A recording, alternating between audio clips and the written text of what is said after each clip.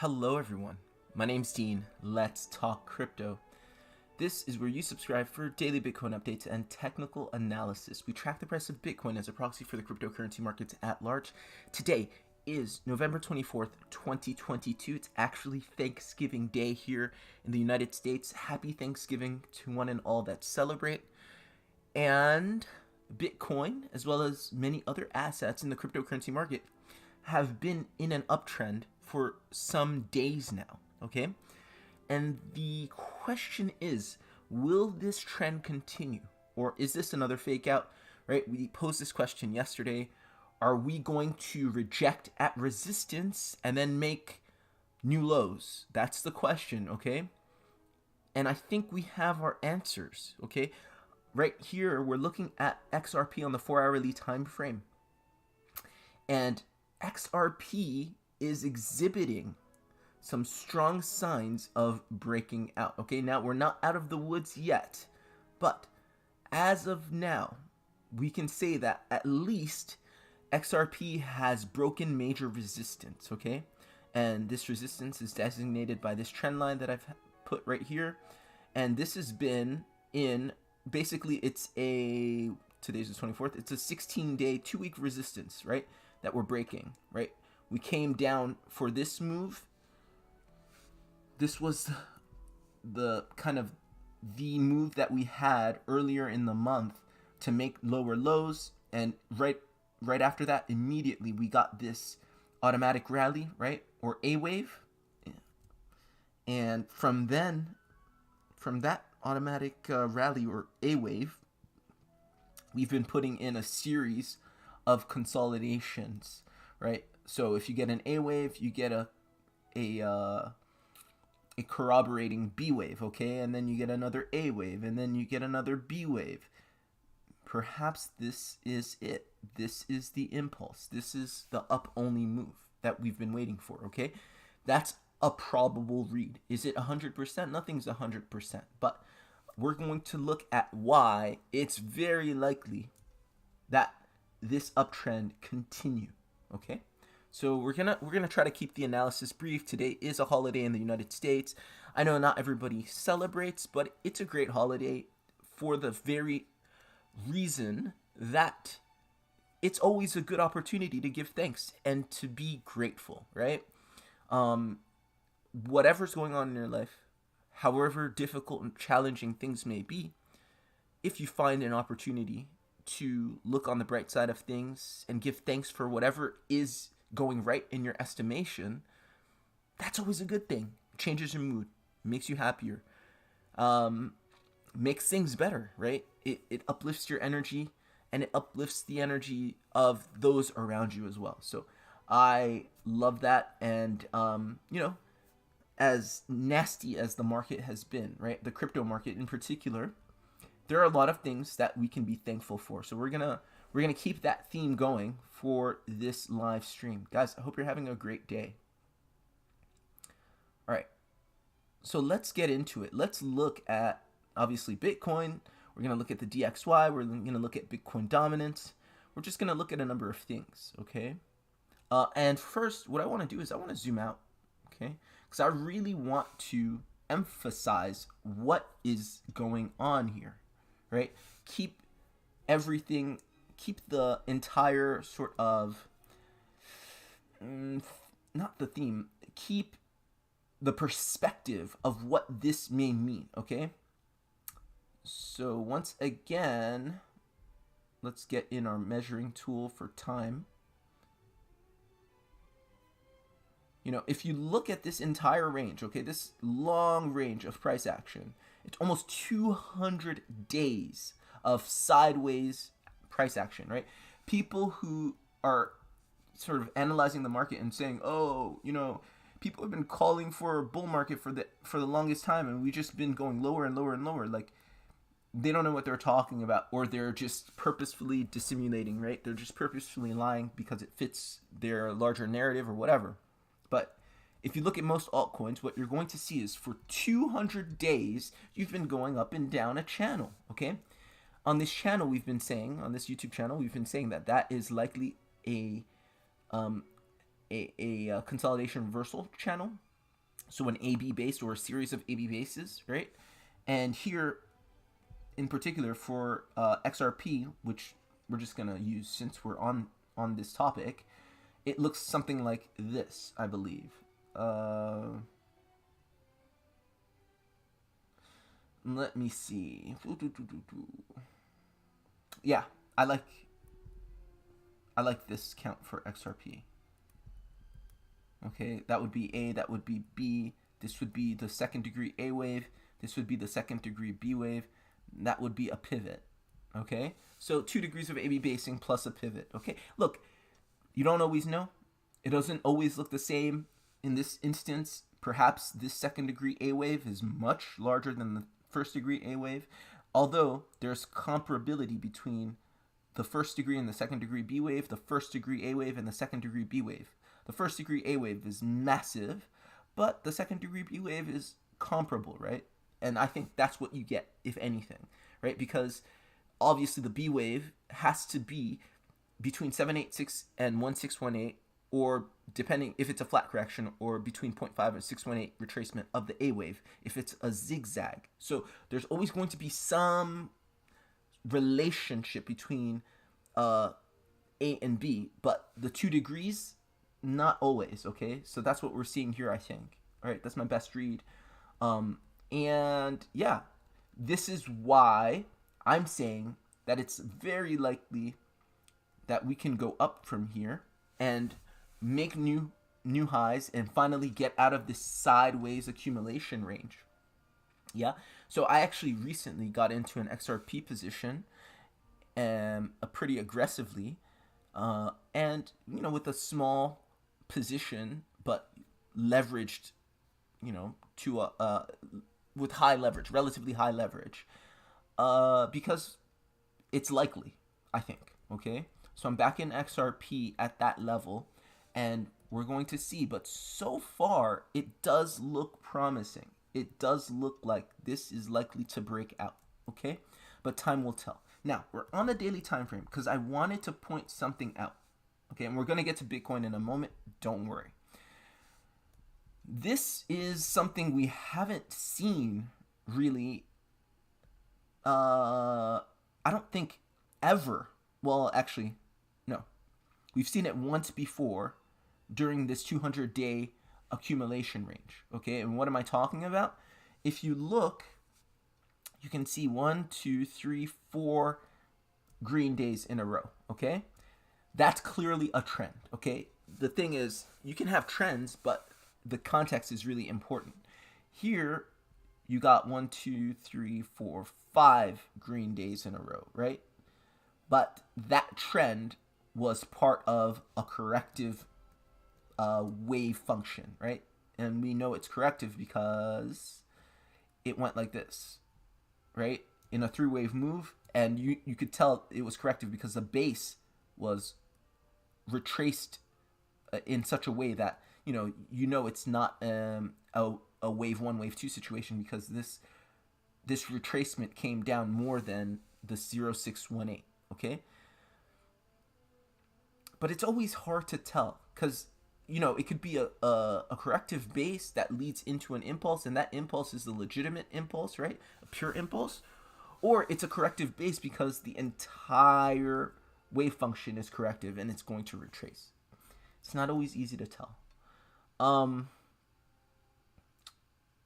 That being said, there is something to it is impressive that we've put in 4 green days in a row, because the only other time that happened was here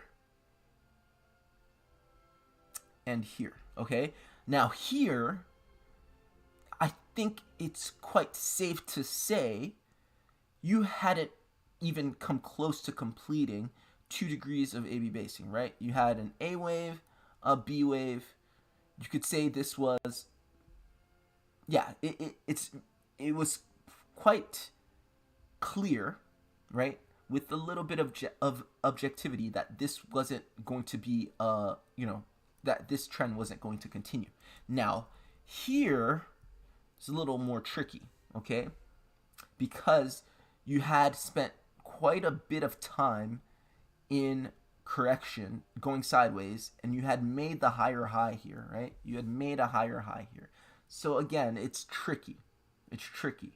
Who's to say that you could read this as a second degree A wave? It's very hard to say. In any case, I think it's significant that we've put in 4 green days in a row, okay? That is very strong. The other thing I want to show you, and I showed you this on Bitcoin the other day, is if you go on the monthly time frame, okay, well, this chart isn't a very good chart because it doesn't have enough data, so you can't really see it.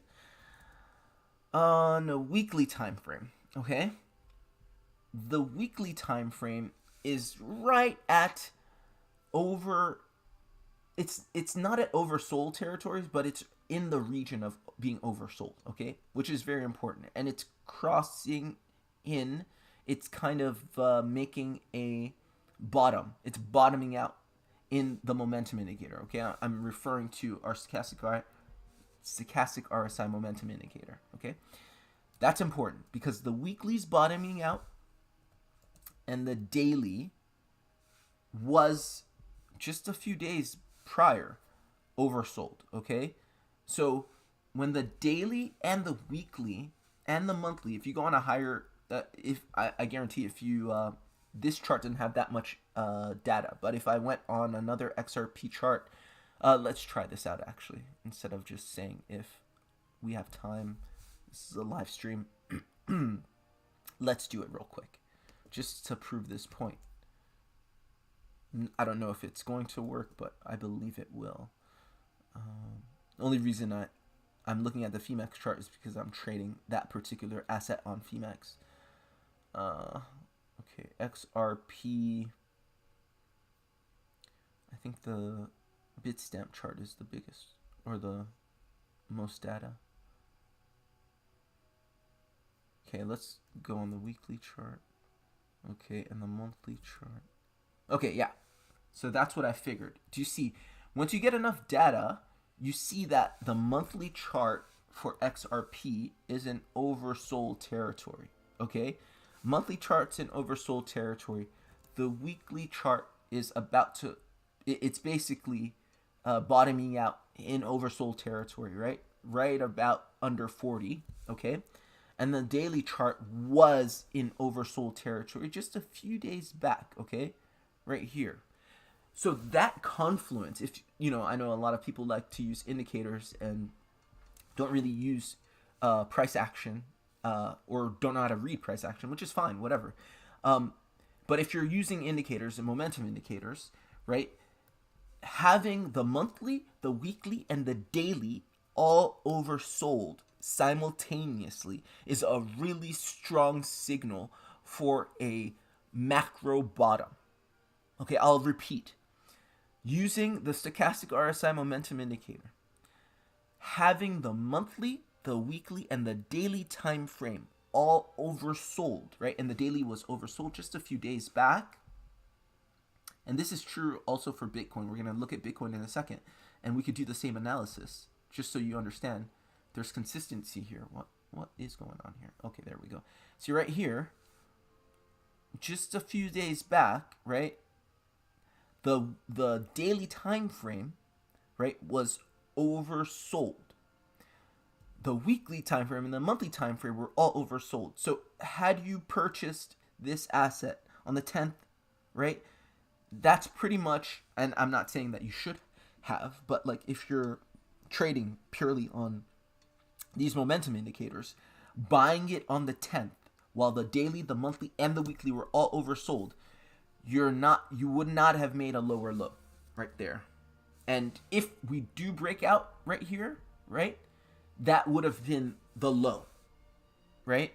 So this is, I think, a really good signal, a really good piece of data to support the thesis that we indeed did make our lows, and that this move is going to be the move that takes us into the bull market, right? This is the bull market beginning, okay, with just a few green daily candles, but we should see a lot more where that came from. So that's the thesis right there. All right. let's go into Bitcoin. And you know, look, XRP is looking great. It's moving. And we can get rid of this. But other things aren't as clear. Okay, so XRP, I showed you the trend line, right? It was breaking resistance, which is fine. But again, we still don't know for sure unless it goes up substantially. This could just be a B wave, right? We've seen this before. What do I mean by that? This could be A, B, C. Now, this is no longer a B wave when our phi ratio is broken. What does that mean? Let's go on the smaller time frames. So this is no longer a B wave when if we break 43.06 cents, okay, then this can no longer be a B wave, okay? But up until then, that's still on the table. I don't think it is, obviously, because if you read this, I think it's quite clear. This was your A wave, this was your B wave, okay? And then that's their first degree. This was a 5-wave move. This was a 3-wave move, okay? So a 5, 3, 1. You know, you're expecting 5 waves up, right? That's a zigzag. So I think it's quite clear, right? But, you know, you never know for sure. But I think this is a 5-wave move, and this is a 3-wave move that respected the 0.618 of this 5-wave move. So that is, those are your 2 degrees of A-B basing, right? A, B. A, B. Pivot, impulse. Boom. I think that's it, okay? That's my read. But we never know. Maybe this is in some way, shape, or form a B wave that I'm not seeing right now, okay? But again, that no longer can be the case once 43.06 is broken. That's the phi ratio of this particular wave, okay? Which, and again, I don't even see that this is a 3-wave move. This looks to me like an impulse, a 5-wave move. But again, nothing's for sure. So you always want to be cautious and considering, you want to be considerate of alternative sort of REITs. Okay, let's finally go into Bitcoin. What's Bitcoin doing? Bitcoin, I don't think is as clear, but I do still see a trend, right? And I put this on the thumbnail. A trend that is being broken to the upside, retested as support, okay? Breaking resistance, retesting it as support, and likely continuing to the upside, okay? So this is a likely scenario, right? And again, if you count your AB bases on the 4-hourly time frame just for this particular range, you see something similar, right? You see 2 degrees of AB basing. You see an A wave here. You have 1, 2, 3. I think this is clear. A B wave. So that's a first degree right here. And you have an A wave over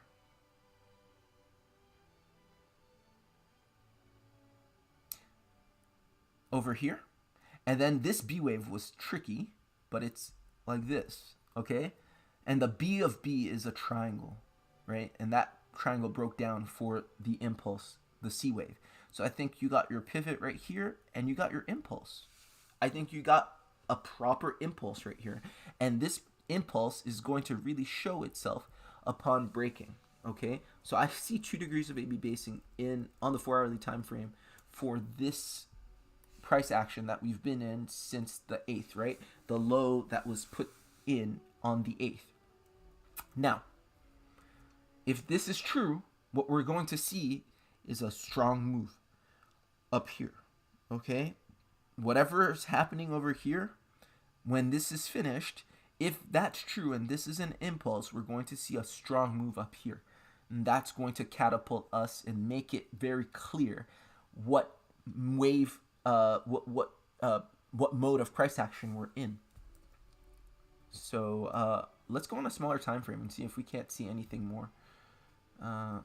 Let's see. So on the hourly time frame, So let's say that this is indeed a pivot down here.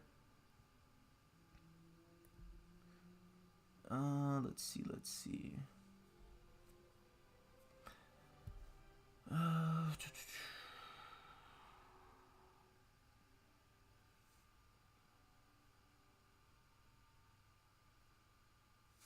Let me see something.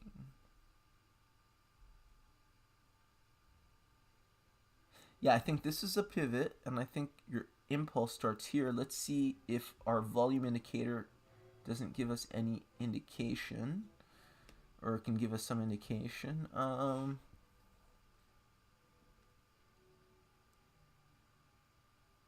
Yeah, we get a little bit of volume here, but I mean, not much. Not much. So I don't think it's cut and dry.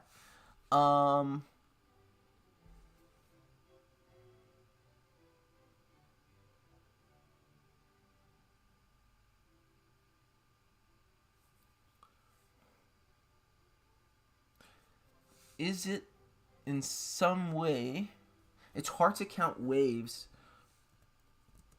in impulsive waves on a smaller time frame, and when the wave is developing, right?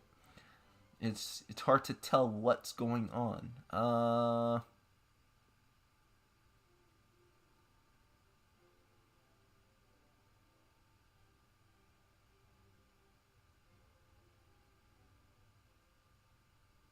Okay, you know what? If I had to venture and guess, I would guess that whatever's happening here, and this may be wrong, I don't know. I wouldn't be surprised if you came down over here and retested this in some way, right? And this all was a wave 1, wave 2 situation, okay? That could be wrong, but I'm not super confident in counting these 5 waves, okay? But it wouldn't shock me if this was somehow 5 waves up and ending over here. Let's see.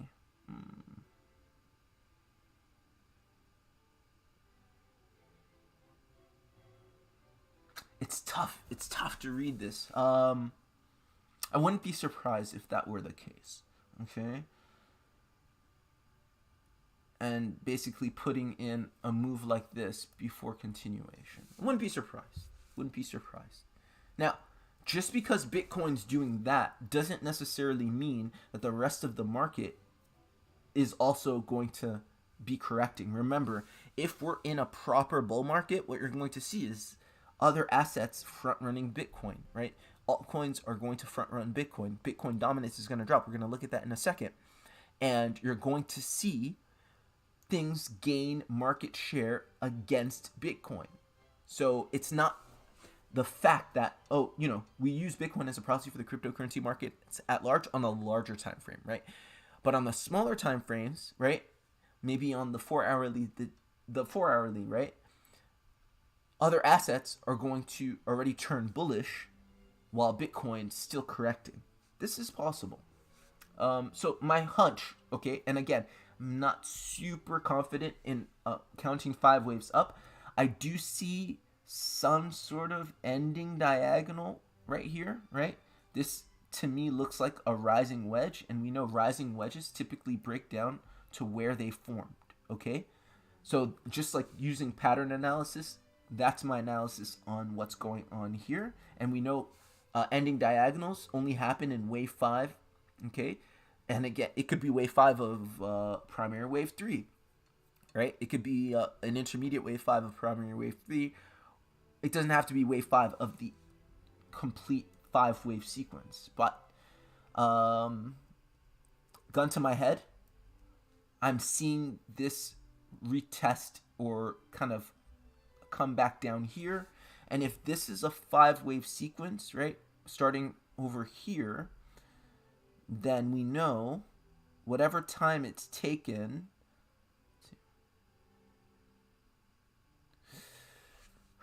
let's see. When would it be over?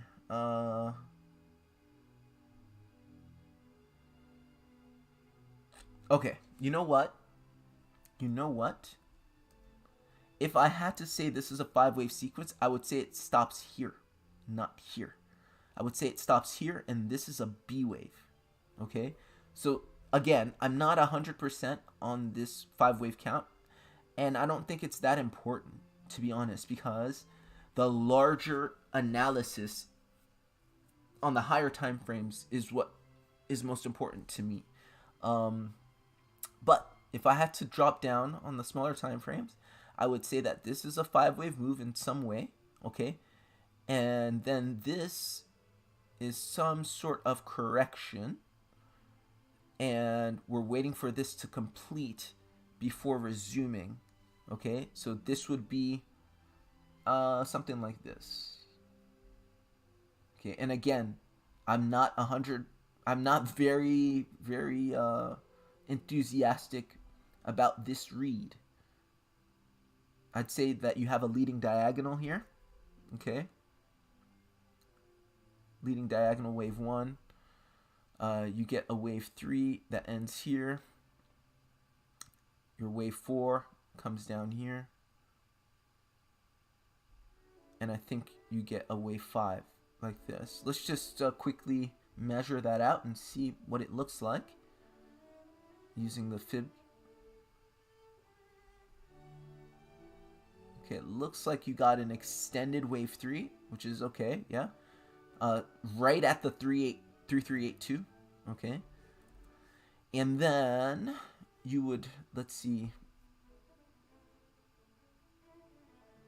Let's measure wave 5 using wave 3, or purported wave 3. Again, this is not very important to me in terms of my general overall analysis. I think like what's most important is the higher time frame analysis of what's going on. But on the smaller time frame, just because it's Bitcoin, I know everybody's interested. That's why I'm doing this. And, you know, it's not bad to get a decent idea of what's going on. So that's a likely, probable wave count, where you get an extended wave 3 and then a regular wave 5. Okay? That comes right underneath the 1 Fibonacci extension of wave 3. So I think that is possible.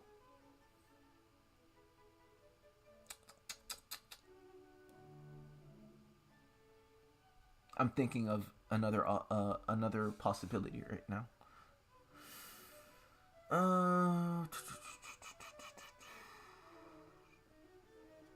The other thing that just popped in my head is that this is the end of wave 3 right here, and this is the beginning of wave 4.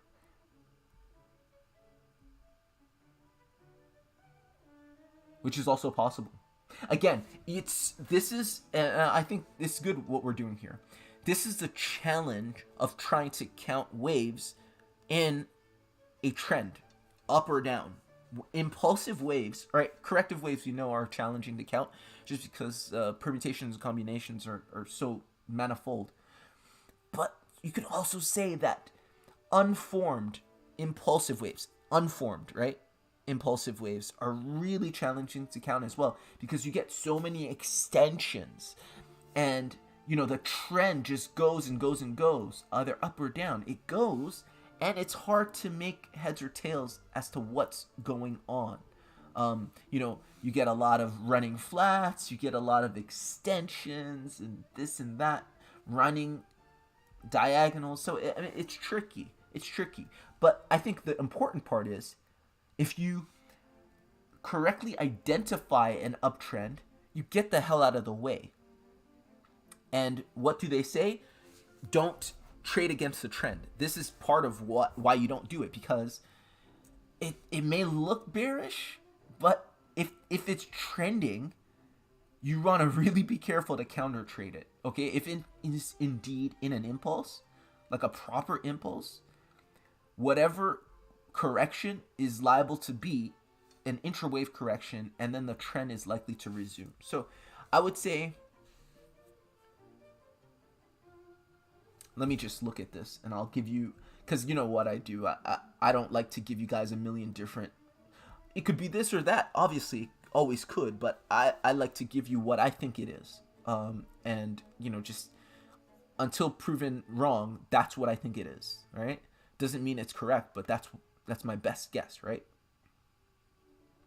Okay, judging by this, okay, what I just do, I just took the purported 5-wave sequence of Bitcoin on a small time frame and measure the time for the correction, okay? And based off of that, and let me just do one more thing. I just want to see what this retracement's been like. Okay, based off of this, I'll tell you, I'm not very convinced at all, actually, that this is a 5-wave sequence. I would say that you're getting an extended wave 3, if anything, and that this, what you're seeing right now, is a wave 4, and you're probably just getting out of wave 4. I would say that that's more likely than not. Okay, that's what I think, based off of what I just did, right? And this is something you see in real impulsive price action, up or down. You see extensions that go on for quite a while, right? Let's measure it, if this is true. So I'm taking the size of wave 1 and retracement of wave 2. Let's try and do that properly. I'm gonna zoom in here.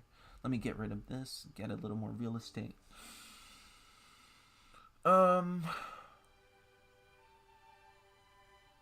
Okay, I think, let's just measure this.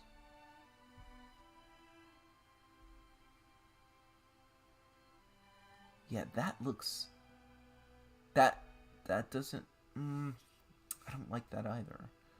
I'm just trying to see the validity of that leading diagonal.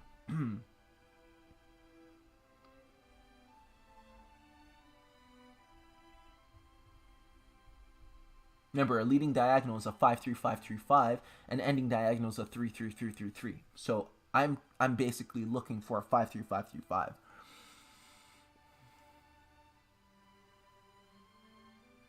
I don't know if I like that.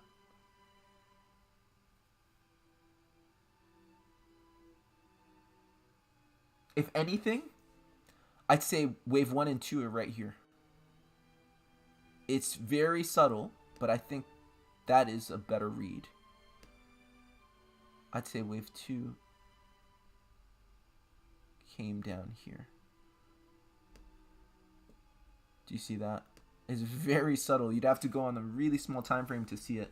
But this is what I'm seeing wave 1 and 2 as. And I base that also on the time it's taken for wave 1 to form and the time it takes wave 2 to form. Again, you want some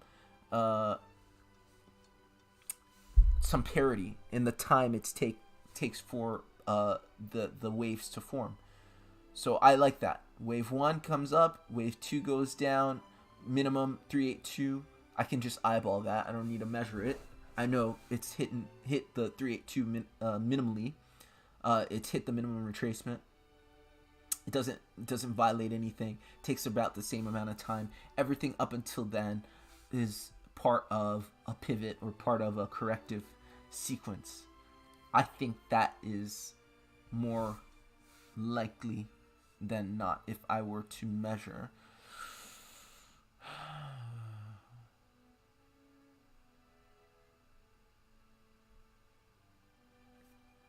Okay, and so just using this, and do you guys see how it's not, I wouldn't say it's very reliable, it's very like,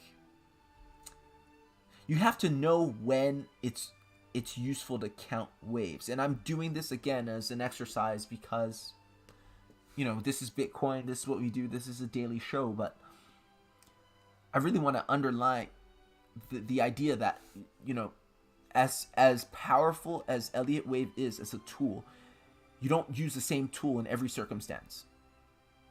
And sometimes it's not appropriate to make really solid trade decisions on certain time frames using certain tools. Like for me to trade using Elliott Wave on the 15-minute time frame based off of what I'm seeing here would be silly. You know, any trade I'm doing here is based off of a higher time frame read and, you know, the AB basing, something more substantive, okay? But I do like saying, just for all intents and purposes, and based off of, you know, the best I can do on this small time frame, that this is a 1, 2, 3, 4 situation, and that you're going into wave 5, and that you hit an extended wave 3, and that wave 3 ended about here. Did it end here? Maybe. And this is where your wave 4 started. A W, X, Y, perhaps. Yeah, something like that. A complex correction. A flat. That's my best read. Okay? Is it right? I don't know. But it you know, again, the beauty of it is a good trader doesn't rely on low probability reads. You know, even if you can make them, you know what you should rely on and what you shouldn't, okay? And any trade that I'm taking now, I'm basing, like I said, off the higher time frame. I'm basing off of the DXY. I'm basing off of what Bitcoin dominance is doing. I'm looking around the market and seeing also for other trends, and I'm really formulating an opinion based off of all of that. So I would not be surprised if we got this right here, okay? We got this coming out of wave 4. All right, we already retested this line, this clear line of resistance as support, and we came up right here, and we completed this move up at 17.4 thereabouts, okay? I like the symmetry involved in that as well, right? Let's dot that out just to clean that up, or dash it. Let's dash it. But yeah, I really like that, okay? It's just, it's got the right look to me, you know, in terms of the market structure, right? You're basically balancing everything out. You come here, and this move comes up, balances out. Maybe you come back down, and then you continue. I like it. Okay? I like it a lot.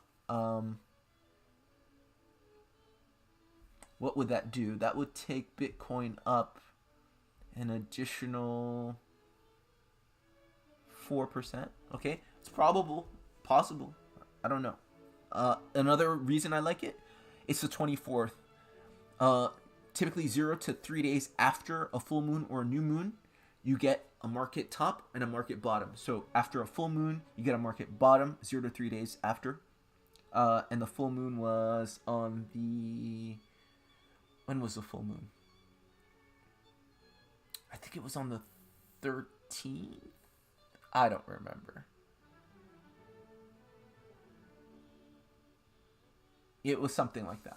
It doesn't matter. But and then the new moon, I think, was yesterday, the 23rd. So that's day 0.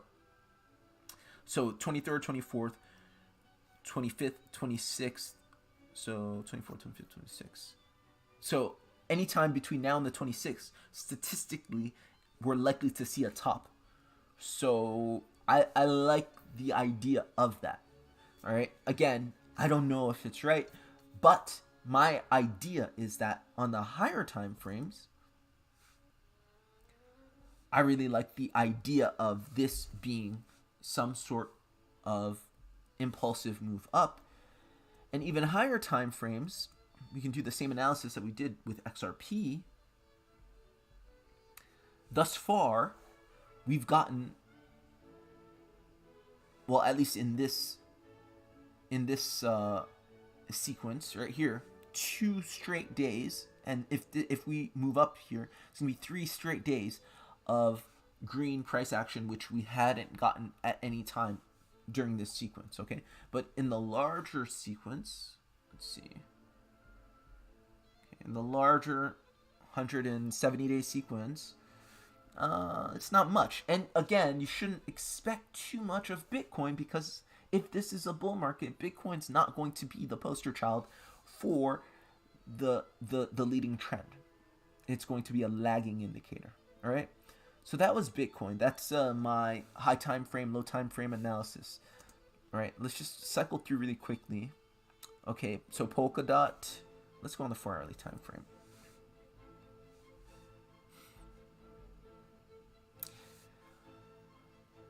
This clearly looks like on Polkadot, we're making some sort of flat correction. I'm sorry, right here. Flat correction. And you get those kinds of flat corrections in wave 4. So, you know, given my analysis of Bitcoin, I would not be surprised if this were indeed also a wave 4 correction and the impulse started here. Let's turn on the volume indicator and make and see if we don't get any indications of a volume spike, which would indicate an impulsive move. Okay, no such indication on Polkadot. I think Cardano is still in an AB situation. This is clearly not a wave 1, wave 2 situation. Yeah, because whatever retracement has taken way longer than the impulse. Okay, so I think if anything, this is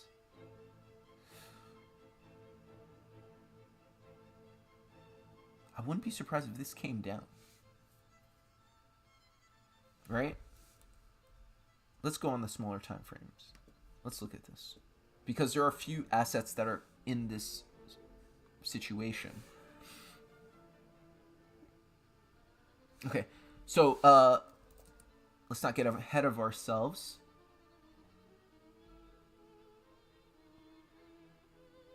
Okay, this was the low that was formed on the 8th. Okay, so on the 8th you came down, and then you had your automatic rally, right? Your A wave, targeting wave 4 of the previous trend, right? 1, 2, 3, 4, 5. This, you targeted wave 4, okay? So that's your A wave, A base, or sorry, your A wave. And then you had a subsequent B wave, which I think was all of this. The thing about Cardano that I've noticed in this bear market or sideways market, whatever you want to call it, it's been particularly weak.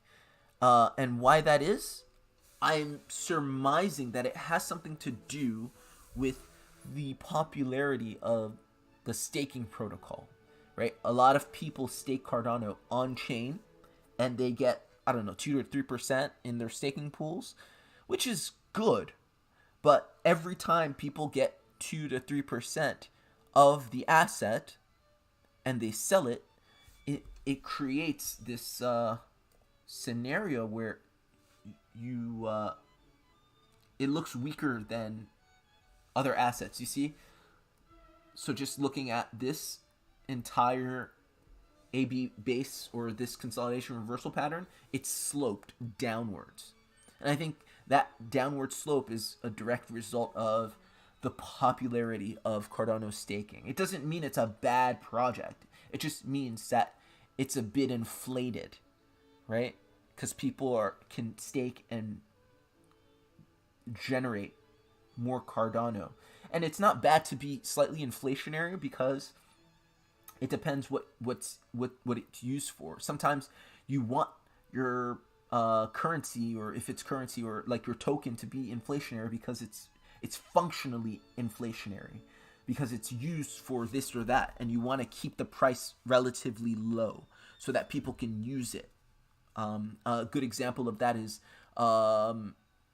Polis, Star Atlas, you know, the game on the Solana blockchain. Polis, I believe, is it Polis or Atlas?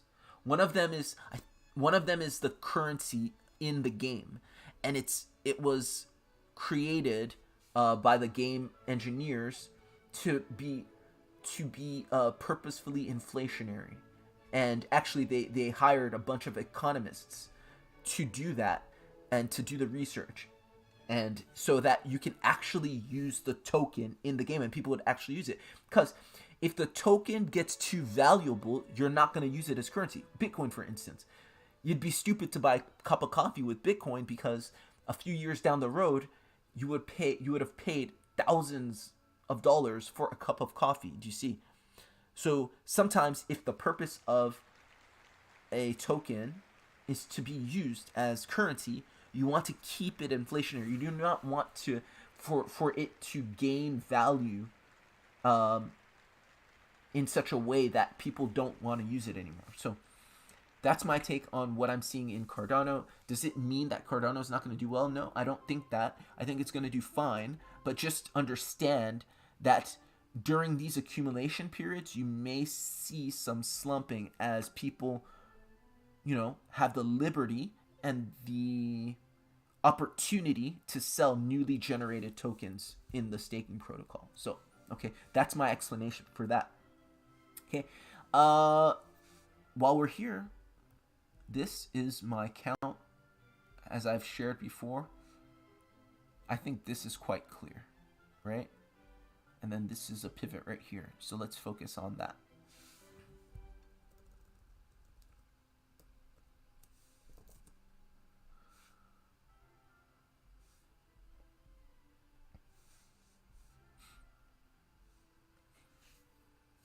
So like I said, wave 4 of the previous trend was hit. I think once again you got this B wave, which was a little distended. And here you have maybe this is an A wave. Let's see.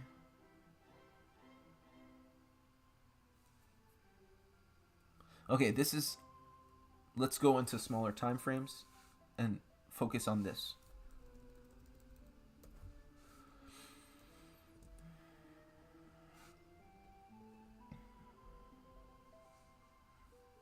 Let's get rid of the volume indicator. Well, actually, let's leave the volume indicator.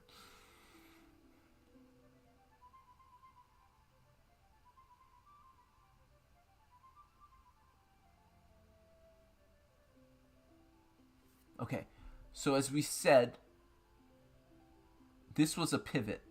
It's possible that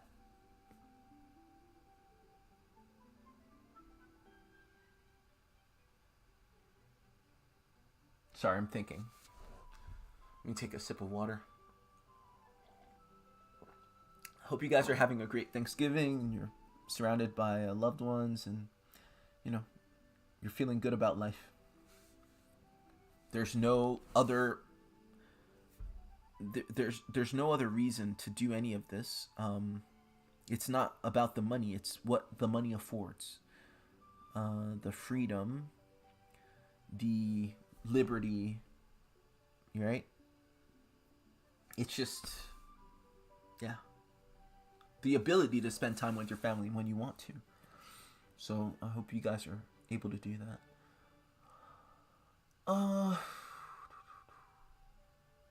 Look, let's keep it simple. This is a three-wave move, right? I think that's unquestionable. Let's measure it.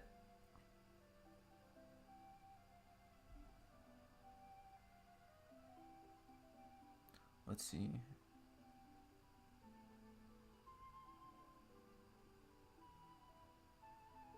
I think it goes here, something like this. Yeah. You hit 1 to 1, 2, 3, 6. That's a three-wave move right there, right? So this would be, if this is an A wave, which this very much looks like an A wave, this has to be a B wave of some sort. Question is, if this is indeed a B wave, does that mean this is going to be a flat correction? Looks like it's going to be a flat correction to me. Looks like it's going to be a flat correction. This looks like a rising channel that's going to break the height of the channel. That's my take. So I would not be surprised if... Let's change this back here. I would not be surprised if this happened. Okay, we came down here before then going up. Okay, again, the higher time frame, it's not bearish just because you get a small breakdown, right? You're still at you're still pretty much on the cusp of a big move. So let's just measure this out, because we know if it's a flat correction, this is a 3-wave A wave, which I believe it is, okay? Then that breakdown has to come back to the 786.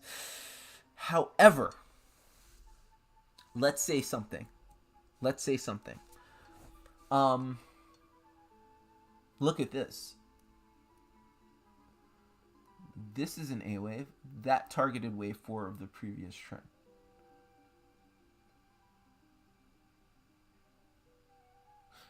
This can be a B wave. That's another A wave. That's another B wave. This is a complete AB base. This is a pivot. It's possible that this A and B was part of this, and this is a 5-wave move. That's an impulse, okay? Stay with me. I like this better. 5-wave move. And now you're putting in A, B, C, but that C wave is going to be respecting the 0618 of this A wave, which is a 5-wave move, not a 3-wave move. I like that much better. So watch this. And this would be consistent with what you're seeing throughout the market, right? Throughout the market, you're seeing impulses. You're seeing, assets move up considerably in impulse. Now, given that the crypto market is pretty uniform, not everything's doing exactly the same thing, but things are similar. That would make more sense, yeah? And that would explain also why this hasn't moved as much as others. And look at this. If you did a technical breakdown, or what would you call it, a technical breakdown, a technical target, a pattern analysis of this retracement, you would be respecting the 0618 of this move up, right? A breakdown of this channel would come down to the 0618 of this impulse, okay? And so essentially what you're doing is you're putting in a final pivot, an A wave, a B wave, right? And this is quintessentially a B wave. Why do we know it's a B wave? Anytime price is going up and down and kind of chopping up, it's either a complex correction that's in the context of a B wave, or context of a wave 4, context of a wave 2, context of a wave X, context of a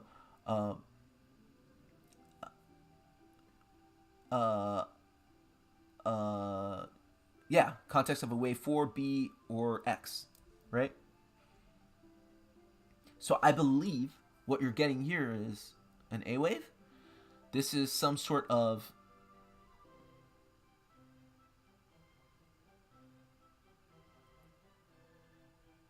three-wave move, B wave, and once you get down here, then you go fully impulsive. I do not believe that Cardano is yet in the fully impulsive mode, but other assets may be, right? So that's my take on Cardano.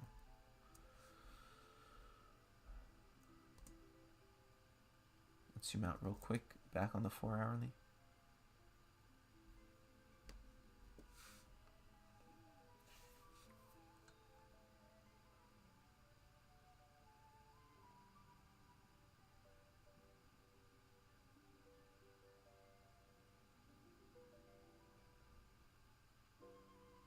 Yeah, I see the same situation here in reserve rights. I see this as a corrective impulse. It's 5 waves up, but it's not full 5 waves up. It's 5 waves followed by 3 waves. I think that is a good read. As a result, would not be surprised if we got something like this.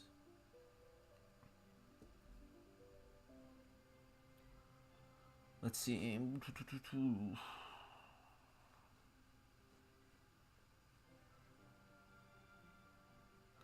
Yeah, something to come down here before we moved up. Okay? Don't be shocked to see a small pullback. Small pullback before a move. Wouldn't be shocked.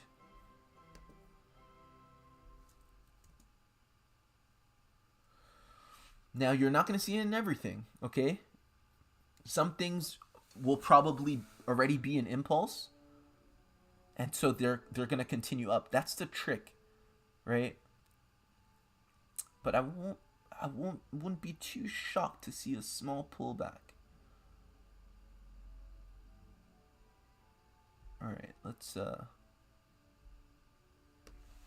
but in the end, right, on the large time frame, I wouldn't be too skittish about going long. At least on the higher time frame, right? It's just there's so many indications to there's so many indications showing a move up or a positive move. Let's see.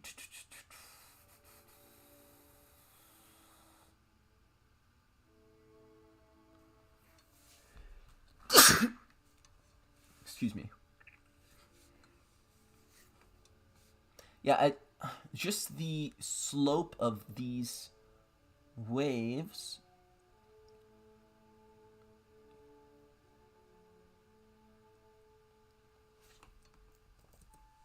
they're fine. This looks like a legitimate impulse in Dodo, though.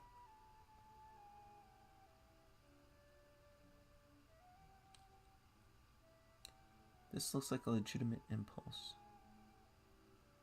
Let's see. Boom. Yeah, look. 1, 2, 3, 4. I think we're in wave 4. I think this is wave 4, and I think what you're getting here in Dodo is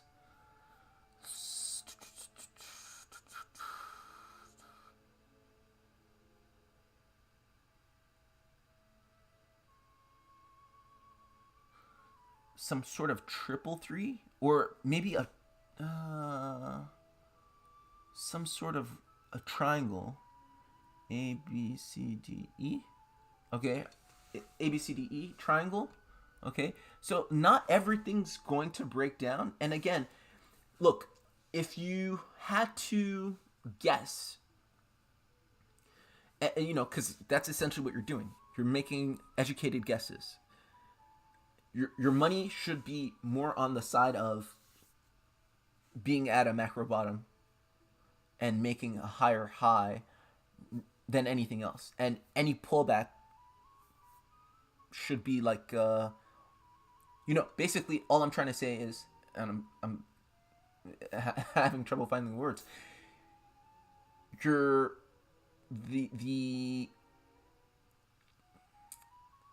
space or the move down is much less than the move up. There's so much more room up than there is down, and that's what the analysis says. I mean, you know, I know it's frustrating. I know it's taken forever, but that's why not everybody makes a fortune trading. It's extremely difficult. It takes so much discipline. It takes so much patience. It takes so much persistence. So many people will quit and do quit. Most people do not make money trading, and there's a reason, because people naturally are impulsive. People are naturally impatient. They can't just sit and wait and come day after day after day and just watch something take forever to materialize. But that's kind of what you need to do. You need to be a hunter. A good trader is a good hunter, right? You spend months, sometimes years training, target practice, learning how to set traps, and then staking out, right? Stalking the prey, sitting there. And then the actual kill takes a little bit of time, just like we're going to see, and that we've seen in previous bull markets. When the price actually starts to run, we're only going to be running for a few months.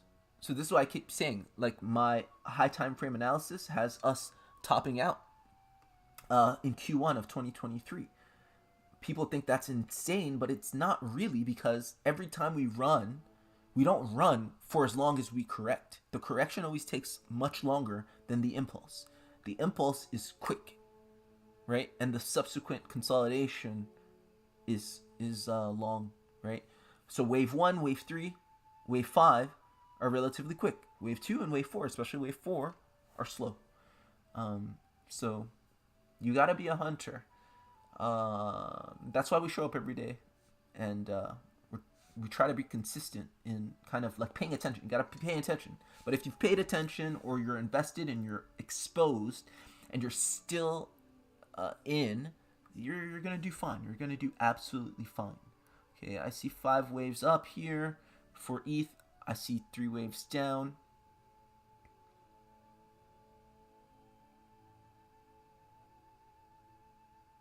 Yeah, there's a possibility of this being the second degree here. There's a possibility of that. That wouldn't shock me. Let me just say that. That wouldn't shock me, because I'm just looking at the hourly time frame from what we've put in since that the low of the 8th. And I just see 1 degree here. I see 3 waves up and 3 waves down. Although, if we zoom out, and this isn't a perfect science, I've been working on these AB bases, as you guys know. There's not much information on them. It's kind of like my personal research, and I'm relying mostly off of my own work, the little bit that Ralph Nelson Elliott put in his manuscript, The Secret of the Universe. There's not much, but I feel like if you look at the higher time frames, you can see the 2 degrees of AB basing, right? 1 degree, 2 degrees, 1 degree, 2 degrees. Or sorry, 1 degree, 2 degrees, right? So big A, big B, small a, small b. And maybe this is the pivot, right? And the pivot doesn't require 2 degrees of AB basing on the smaller time frame even. That's possible, because on the 4-hourly time frame, that would be A, B, A, B, and just a pivot right here. A 3 waves up, 3 waves down. Maybe the full impulse starts right there, and that's all she wrote. So that's why probably we're reading only a simple A wave and a simple B wave into an impulse. I wouldn't be shocked, just as I said, I wouldn't be shocked if this retraced like this. I would also not be shocked if this just kept going, right? That's usually what happens. People are like, nah, this can't keep going, and it just keeps going. And then 2 months later, it's like, oh shit, like that was the low. So yeah, I feel like, and it's been this way for months. It's more likely that we go up than down, and any move down is going to be a minimal move down, which it has been for the past 200 days. But any move up is likely to be a monumental move up. So people who are going short, I don't know. Maybe you're a day trader. That's part of your trading thesis. You're a small time frame trader. But yeah, to each their own. To each their own. This looks to me, if I just had to, use my experience, this looks to me like a trend that's not yet complete. It looks to me like an impulse that is not yet complete. It has not yet reached resistance, like major resistance. It's just some intrawave resistance. You're going to keep seeing this like this. It's just going to matriculate up and up and up. Okay? That's just my take on Ethereum. Again, nothing's 100%. That's just the probabilities. That's all we do here, right? You just have to be good enough to give yourself an edge. If it's more than 50%, you give yourself an edge. You practice good risk management. You're eventually going to win and walk away with life-changing money, right? You just have to, show up more often than not, and win more than you lose, right? It's not like you don't take losses, because we definitely do take losses, and they hurt, but they can't be such that they knock you out of the game. Okay, just that's where risk management comes in. It's not, trading is so much more than just reading. If it was, then a lot of us who are good readers of the market would be Brazilianaires. But it takes a lot more, and that's something I learned early on, because I've been reading markets quite well for a while, better than most of the market, but it takes so much more to be successful at trading, as you guys know. Zilliqa's looking to me like the most clear. Here, 1 second, let me see. Okay, again, you got your November 8th move down, and then you got some AB basing, right? And this is just 1 degree, just like in Ethereum.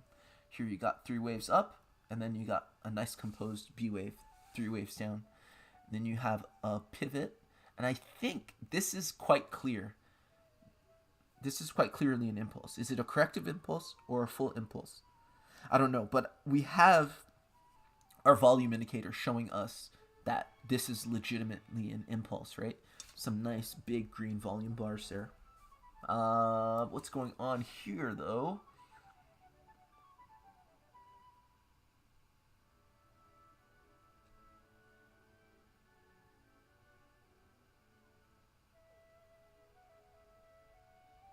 I don't know. I wouldn't be surprised if this were a complete impulse like this, and then we did something like this. Okay? Wouldn't shock me. Let's see. How long did this take?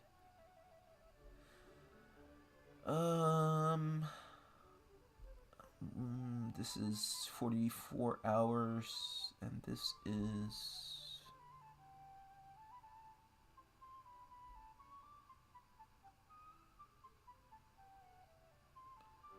Okay, so perhaps the thing that I have to remind myself, and I think it's important to remind everybody of, is once it starts going, it's not going to be in the same. We're not going to move in the same way as we did when we were consolidating. So once the mode of price action changes from consolidative to impulsive, the moves, the amplitude of the waves that we're going to experience are going to be so much greater than what we experienced in consolidation. So, if this were indeed a 5-wave move that took 44 hours and we have to wait for a flat correction of some sort or some zigzag correction to take 44 hours, right? It's like, I guess, we're going to just continue this, and, we can't really make, massive 100x gains from this price action, especially given the time that we have, just, pumping a few months. No. It's kind of beyond comprehension. And this is why it's hard to try and track these things. Once it starts going, I think our main task, for that real reason, our main task is simply to identify the reversal. You identify the reversal, you secure your positions, and then you get the hell out of the way. And you let it do what it does, which is go crazy and print extensions left and right. You don't worry about it. But you go on your high time frames, and then you try and isolate a market top, and that's it. But right here and now, I would say either 2 things for Zilliqa. I think Either this is a 5-wave move and you can expect a little 3-wave move down here, right? Like this. Or this is an intra-wave correction and it's going to go something like this for a few more hours and you're going to get some more upside. Okay? Either of those are on the table. But again, the analysis is such that if we do go down, we're going down minimally. But the upside is much higher than the downside. Let's just turn on our momentum indicator for a second. Okay, on the hourly time frame, we're completely bottomed out, which is showing me that it's likely that we do put in a move. And looking at it from a pattern analysis standpoint, I see an inverse head and shoulders right here. I see a break of major resistance and a retest of it as support. I see a continuation, quite likely. But again, even in these cases, we've seen this happen a lot, right? Where your retest of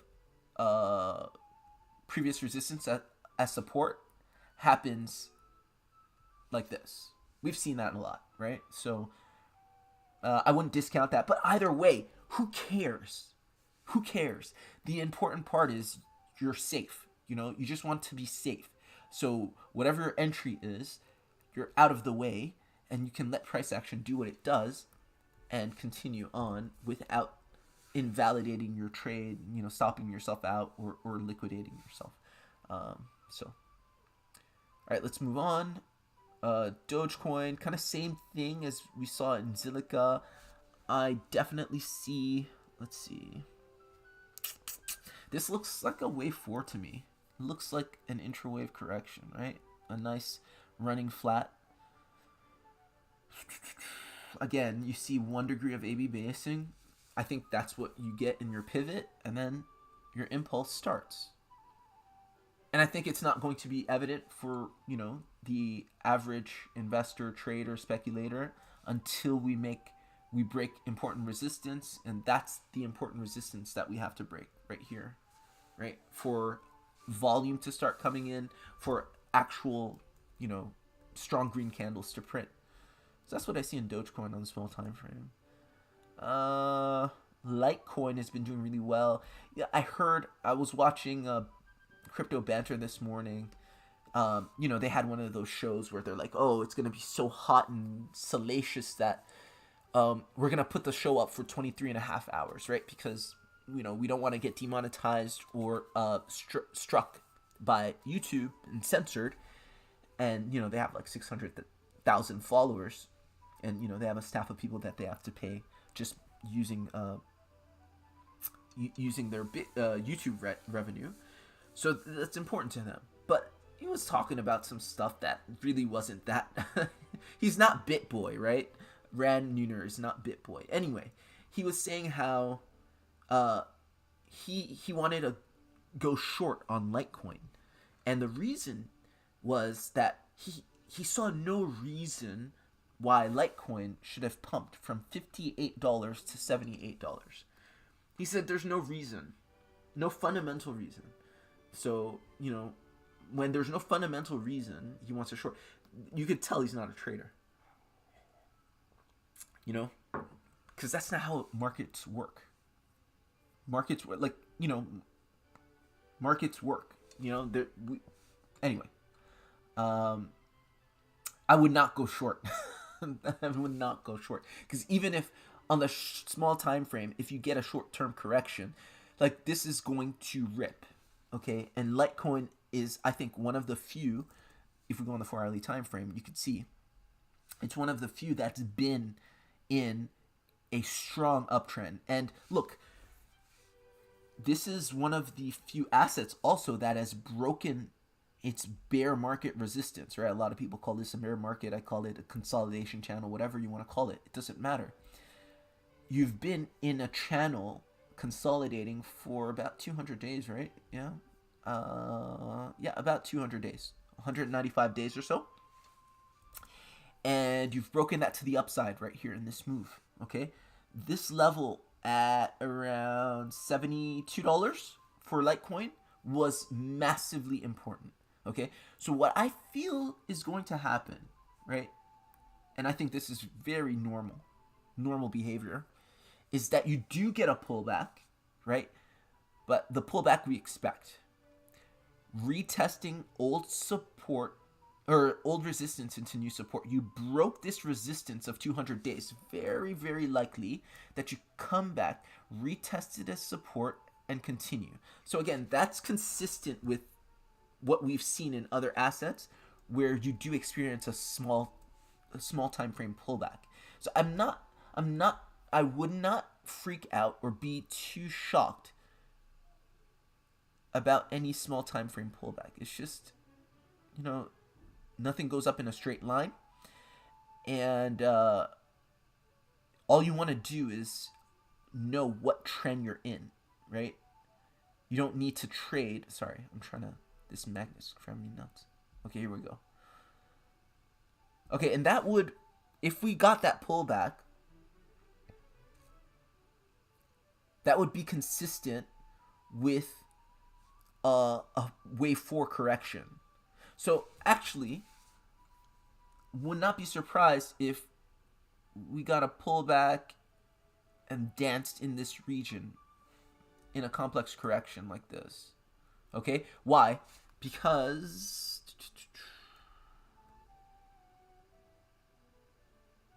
it's highly likely that this is a wave.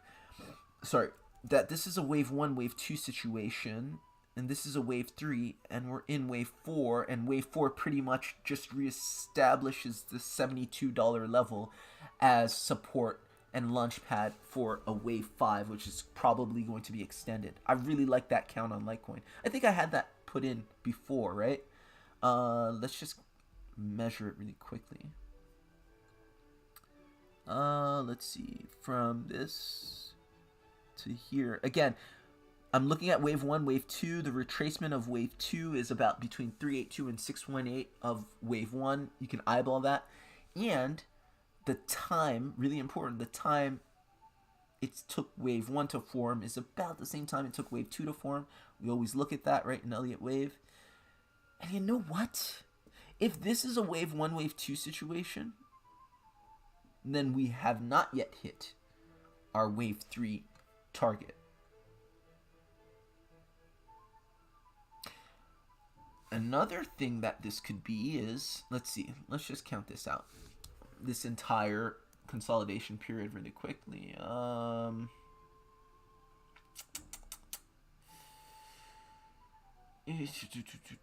Okay, here it is, right here.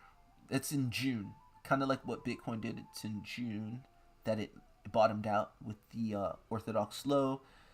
That's my wave A right here. Not this, but this.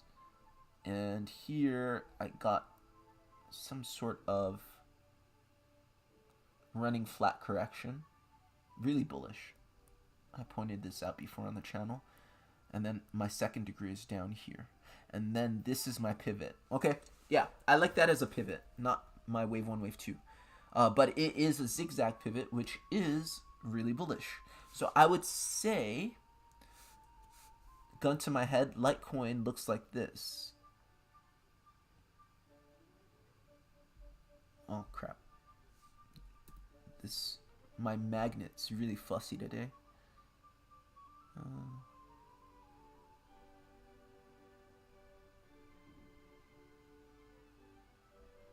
Alright, right here, boom. And something like this. Wave 1, wave 2. That would make this wave 3, wave 4, and an extended wave 5. This may be it. Let's see.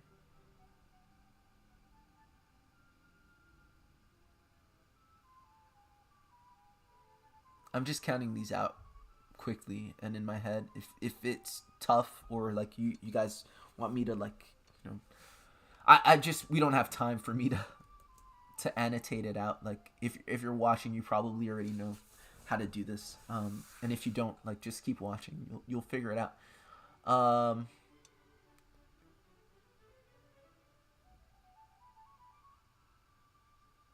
Okay. Cool thing about this is if this let me just annotate this out. It's not going to take me long. If this indeed is our count for Litecoin, okay, this is a valid count, right? Wave 3 hits between 1618 and 2 Fibonacci extension. Wave 4 was a little deeper, so you ended up getting an extended wave 5. Everything about this is textbook, okay? So if this is the count for Litecoin, what you should see is a retracement, okay? And that retracement, don't be surprised if it comes and only does the minimal retracement, right? Jeez, magnet again. Let's try that again.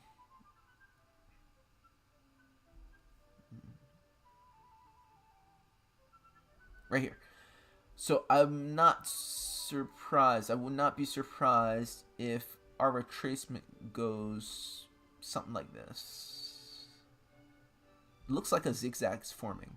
And we typically see zigzags in wave 2. So wouldn't be surprised if we got something like this, okay? And that B wave probably extends a little bit more, and we can actually put a time here. Let's fix this. We can actually put a time estimate, right? Because wave 1 and 2, waves of the same degree, are comparable in time and in price. So waves, so that was 8 days, 4 hours. Let's see.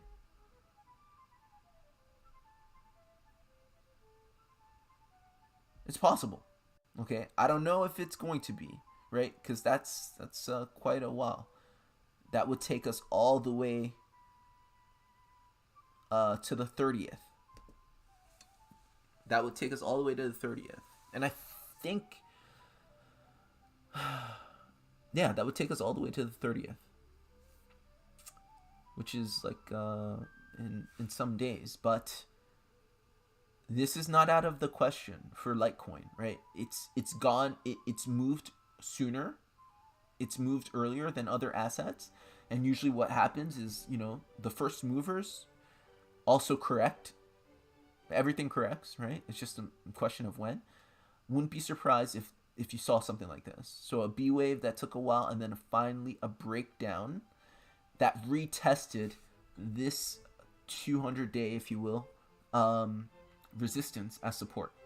Would not be surprised if you saw that in Litecoin. So yeah, maybe Rand Neuner is correct, but it's still not the trade, right? It's still not the trade. The trade is to go long on the off chance that this trend is not yet complete, right? It's just a probability. You're always doing risk management, always probability. You don't want anything to do with shorts here, and if you do, you want to be super careful and know that you can get smoked at any moment in time, given that it's likely that we've entered a new phase of price action. But if you do enter short, right, just keep stops tight. But yeah, I think the more prudent trade is a long, and then protecting your stop and liquidation points past the 0618 of this move right here. I think that's the smarter move. But, whatever. That's how I see it. Let's see. Don't click on find love on the new dating site girls69xyz. Let's see can I block this person? Anyway, there's some spam on the chat. Guys, don't click it. Right? This is crypto. There's scams left and right. That's part of the trick, right? You gotta keep from. Not only do you have to get your trades right, you gotta keep from getting scammed, so you don't lose all your money. It's fucking the wild wild west here. All right.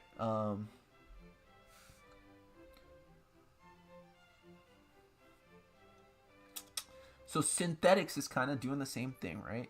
We put in some impulses. Again, don't be surprised if those impulses keep going. Don't be surprised if they correct a little bit. But I look and see this. The first thing I want to do is say, oh, this is going to stay at this level and continue, because I see some symmetry here. I see an inverse head and shoulders. That's just me. And I see some imbalance. And I want this to continue up here, probably break this before doing any kind of correction. That's just me. Again, just because it's crypto and everything kind of is in lockstep doesn't mean they're exactly at the same phase. So I think synthetics, Cardano, they have some moves up to do before any significant moves down. I think so. Okay. And if you do see some moves down, they're going to be minimal at best. Algorand, that's the other one I wanted to say. Yeah, Algorand. Look at this. I mean, this is quintessentially corrective in nature. Like, this looks like a 5-wave move, and this looks like a 3-wave move. This looks like a zigzag, basically preparing to form, or forming, right? Doesn't it? Let's turn on the momentum indicator. Yeah, you see that? Look at that. I think this is quite clear. 1, 2, 3, 4, 5. A, B, C. Pivot, go. If you look at it from a pattern analysis vantage, you see a nice inverse head and shoulders. That's your neckline. This is your consolidation range. You break this to the upside. You make this the height of this pattern to the upside right there. So that's what I see on Algorand. So yeah, don't be surprised. In the middle of the night, you get a 5, 6, 7% pump left and right, and then other things are going down. It's just things are at different stages. Not everything is exactly at the same point. A Binance coin. This to me, and I've been on the other side of this trade before, so I'm speaking from experience. This to me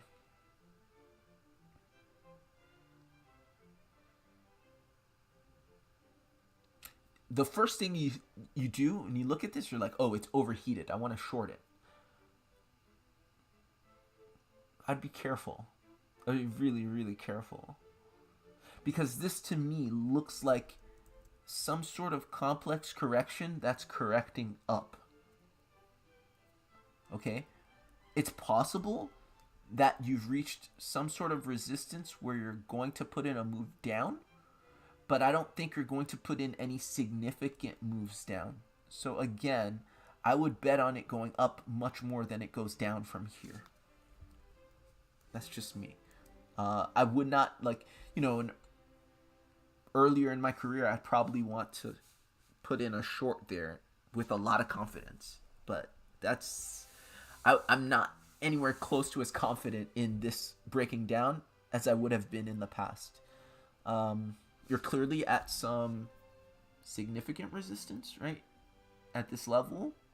But I still do think you have a leg up over here from this area on Binance. Yeah.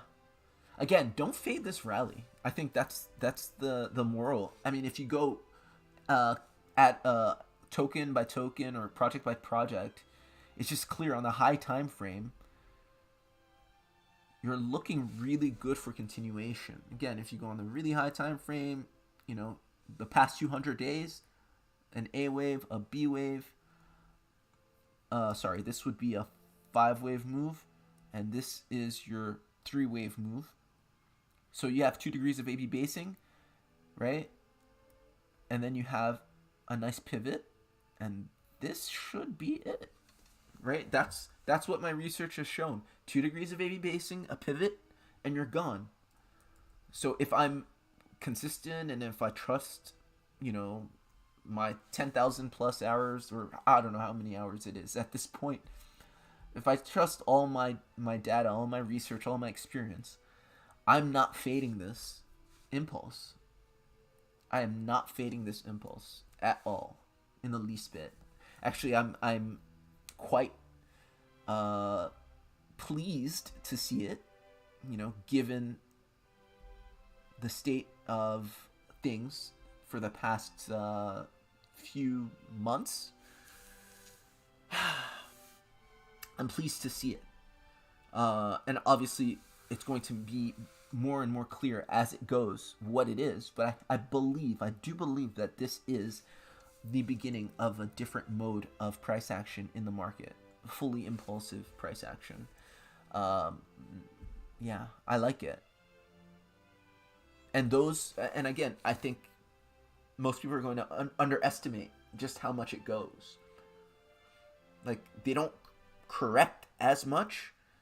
When they correct sideways or sometimes up, and then they just keep going up, and people are like, well, shouldn't it end? Especially right after you finish a bear market or a consolidation, people are so used to the previous trend of price action. So it's so strange to see price behave differently, you know?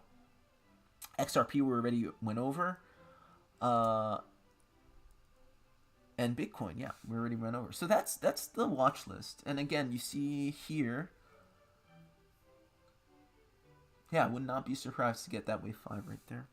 Okay, let's quickly look at, okay, so Maurice says BCH is pumping. Let's have a look at that. Young Dasa says, hello Dean, how are you? I'm well. I'm very happy. Maurice is happy because BCH is pumping. Can you check out Zcash really quickly? Obviously, yeah, no problem. Maurice says happy Thanksgiving. Happy Thanksgiving to you, to Maurice, and to all of you. Yeah, how'd you know I spoke French, Maurice? Did I say something in French? Let's see.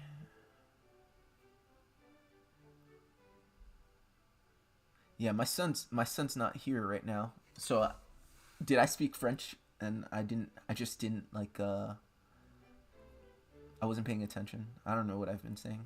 Just, especially when I get on these streams, I just kind of zone out. So yeah, let's quickly add, let's look at Bitcoin Cash, and then, actually we've already added Bitcoin Cash, and I think we've added it, what's the other one? Zcash to this list.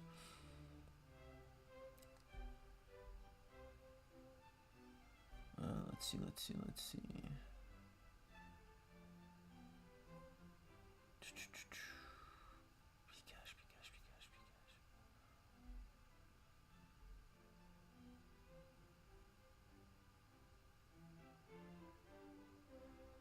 Okay, let's add Bitcoin Cash. I don't see it here.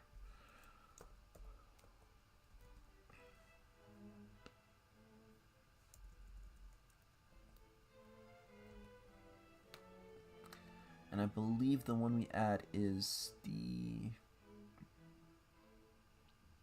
Bitfinex one. Okay. And yeah, we have Zcash there. So let's see.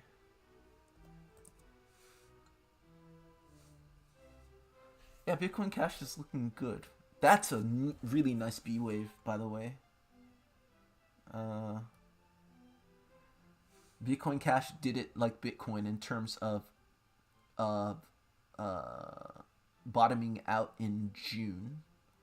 I think this is our A wave. This is our B wave.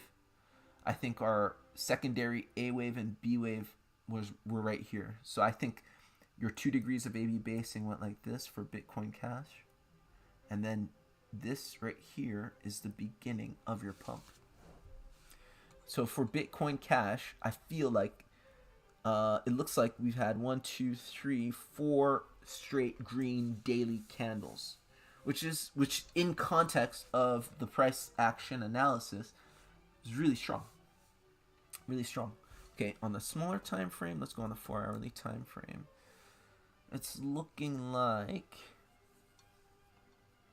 and yeah, I think this is really clear, right?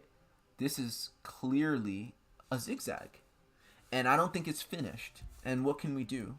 So zigzags minimally are 1-to-1. So if this is wave A, this is wave B retracement, you're you're likely to hit between the 1 and 1, 2, 3, 6. That's exactly where we hit, okay? So I would say for that reason, and let's go back. Let's turn this off. Let's see. Okay, there's two things. I think this is quite clear in Bitcoin Cash. We are at a significant resistance. Not a major resistance, it's a significant resistance, okay? That's one thing.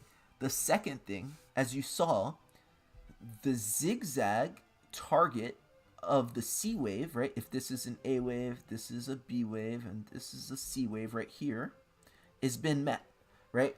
This C wave typically hits between the 1 and 1, 2, 3, 6. Sometimes it goes as high as the 1, 6, 1, 8. But I think that's it. And so now what we can expect is a minor pullback in Bitcoin Cash for that reason. Okay, so I can see Bitcoin Cash putting in the scenario of a wave 2. Okay, if that was a wave 1, if this wave C of this zigzag was wave 1, I could see Bitcoin Cash doing something like this.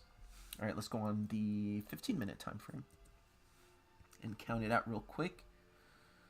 I could see it do, so I think this is 1, 2, 3, 4, extended 5.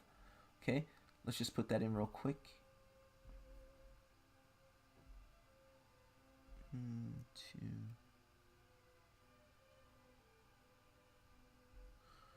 3, 4. I think this is as clean as a count as we've had. I think it's quite clear. I would put money on this in terms of, confidence, right?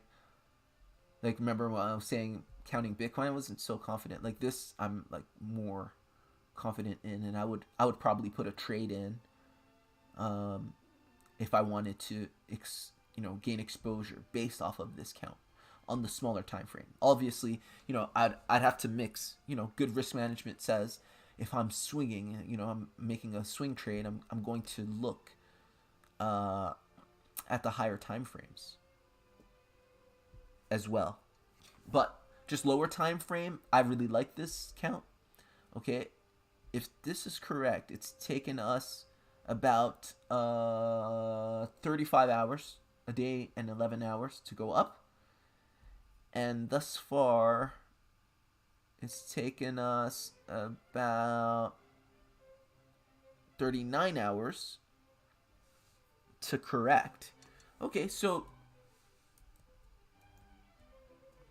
I'm going to do one thing now. I'm going to pull the retracement of this. Okay, I still think this is within the time frame where this could be a wave 1, wave 2 situation, but essentially what I would want to see is a quick move down to at least $112 for Bitcoin Cash before saying, okay, this is wave 1, wave 2 situation. And I think that's what you're getting here, right? You're kind of cross bearish. If you go on the hourly time frame, you can see that your momentum indicator is indicating a move down. Okay, I think that's quite clear. And yeah, it looks, just reading the price action, that you're going to get that move down. So I wouldn't be surprised if you did that. But again, any move down is minimal. Just considering the eventual move up. But this is really, really good because look, if I'm trading this and I'm confident that this is a 5-wave move, this is an easy trade. This is a really easy trade because I'm going to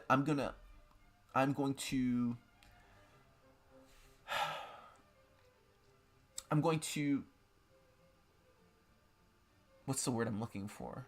Reward myself for my patience. I'm going to reward myself for my persistence in and my ability to pay attention. I'm going to take this 5-wave move, right? That I think is a clear 5-wave move. And I'm going to hide my stops if I'm in a long trade behind the 618 here, and I'm going to go nuts. I'm going to go nuts. Obviously, you know, the other thing is, look at this. Look at this. Okay, let's just keep that on here.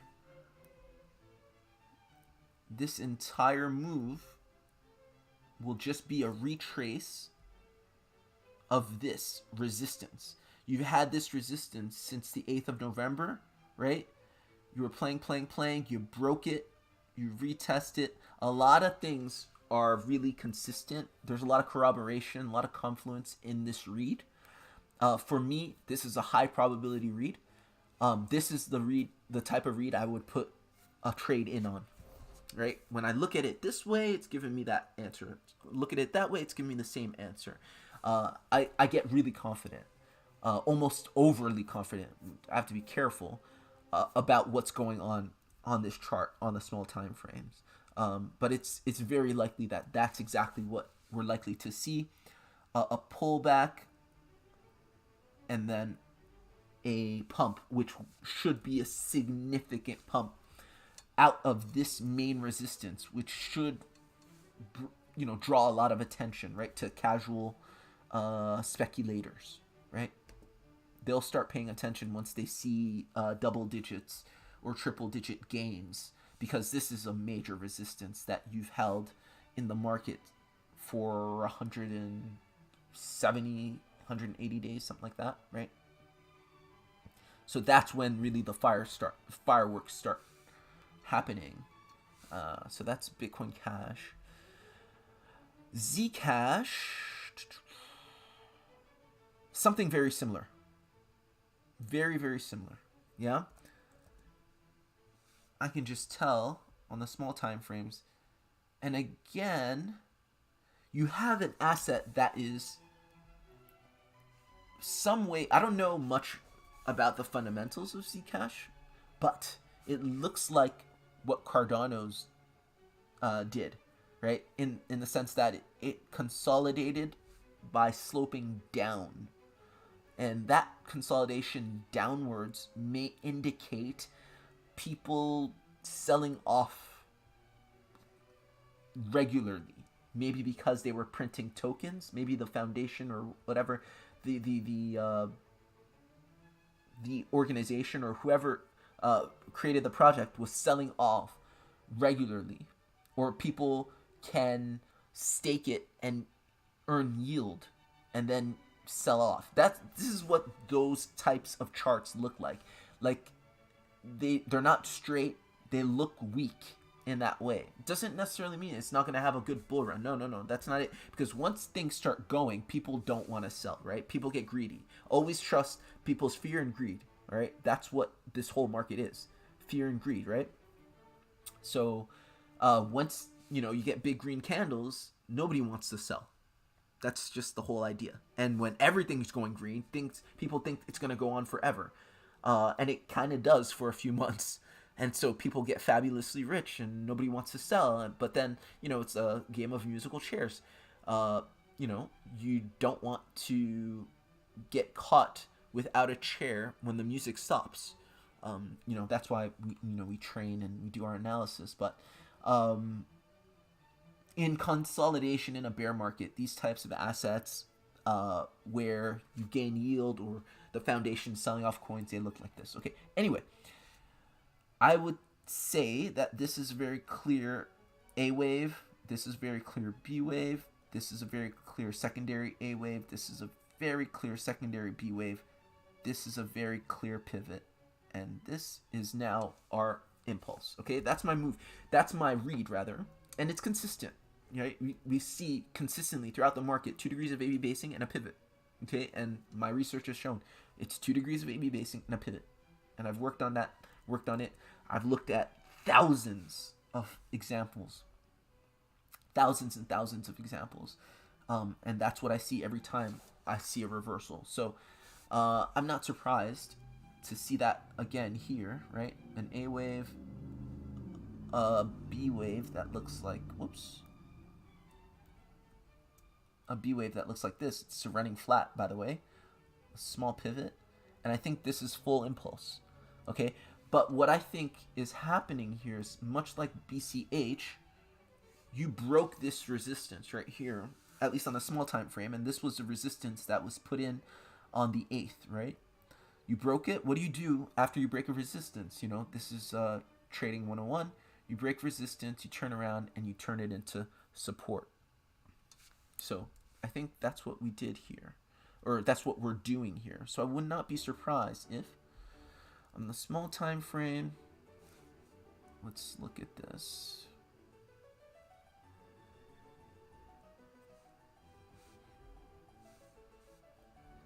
On the small time frame, we can see 5 waves. I really like that count right here.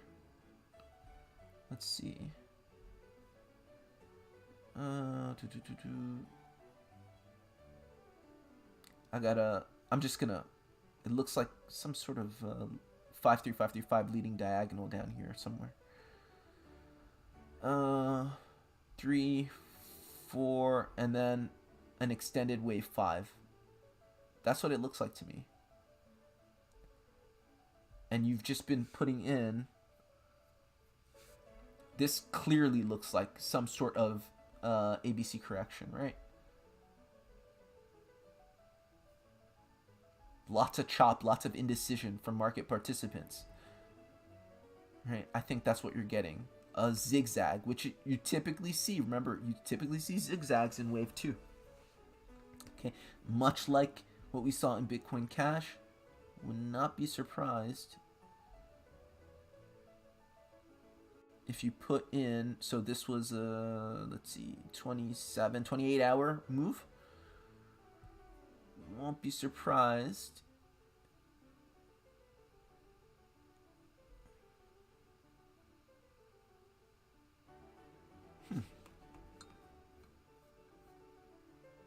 Okay, this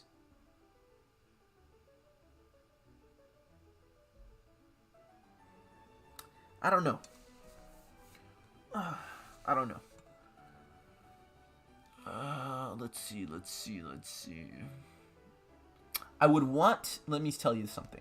I would want to move sooner than later for me to say that this is a wave 2, a viable wave 2. Okay? Obviously because of the time constraints. You don't want wave 1 to be much shorter or much longer than wave 2. They don't have to be exactly the same, but they have to be comparable. Okay? And obviously it's not exact.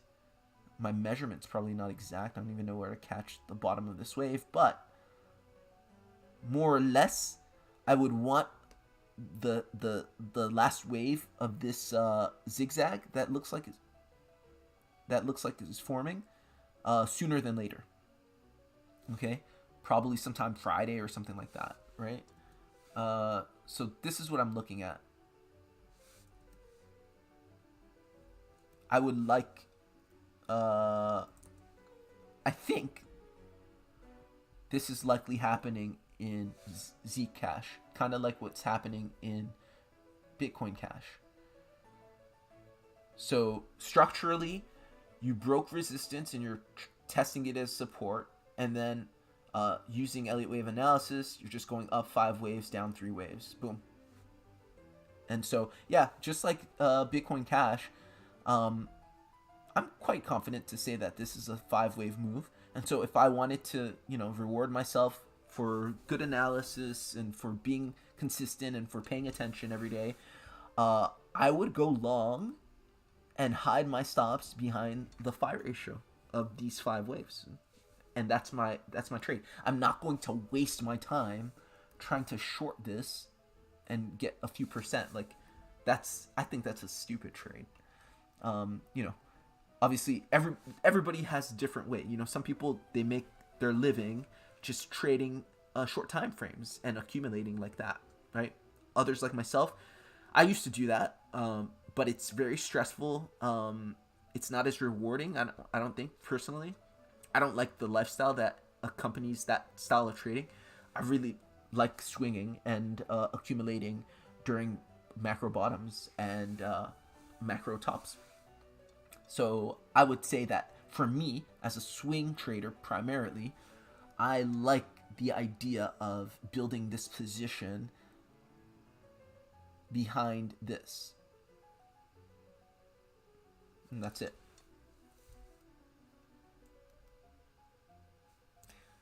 So that's Zcash.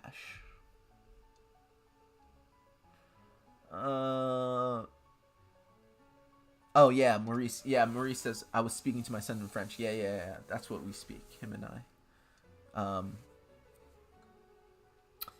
So yeah, that's Zcash. That's Bitcoin Cash. Let's quickly go over market dominance. So market dominance, as we know, has to dump for Bitcoin, for the crypto market to go in a bull market, right?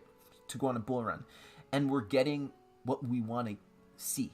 Okay, breakdown of this rising wedge. This, as I said before, looks like some sort of three-wave move in a larger zigzag. So just think of this, I think, as a 5-3-5. Really, it's been consistent, my read on this. I think this is clearly 5 waves. I'd say this is 1, 2, 3 waves, and then you got your pivot over here, and you've basically been breaking down into this new trend. So again, market dominance going down means everything is gaining against Bitcoin, and that's what you see in a bull market. So that's the market dominance. And then finally, but not less importantly, the DXY breaking down, right? We know it's a holiday. I don't know if it's a trading holiday, or if the DXY is actually open. I think it is, right? Let's see. Yeah, the dollar's still trading. It's the 24th. It's still trading as usual, because remember, the US dollar currency index isn't the stock market. It doesn't care about American holidays. It trades on the world stage. So, if it's not Saturday or between 5 to 8 p.m. on a weekday, it's trading. And what is it doing? It's doing exactly what we thought it would. It's breaking down, right? This was our wave 1. This was our wave 2. Those both took the same amount of time. And now we're in a new impulse to the downside.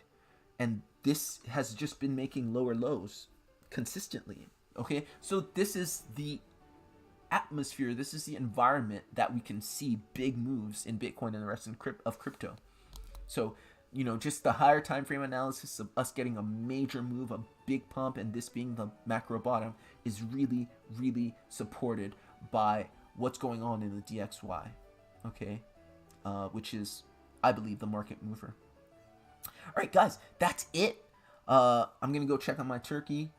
I wish you a great evening. Watch football if you're American, I guess.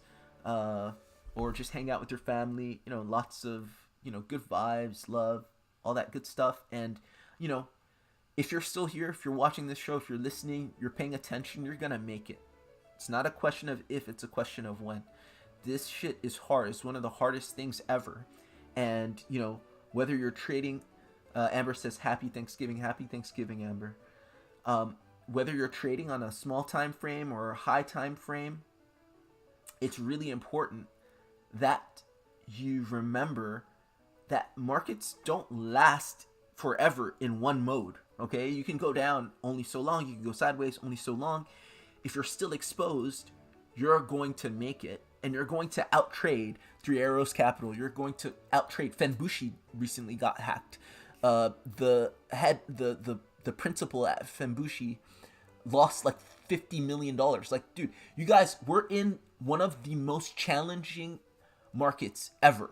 Like, Michael Saylor is down hundreds of billions of dollars. Like, obviously he's still exposed, but he has a liquidation point.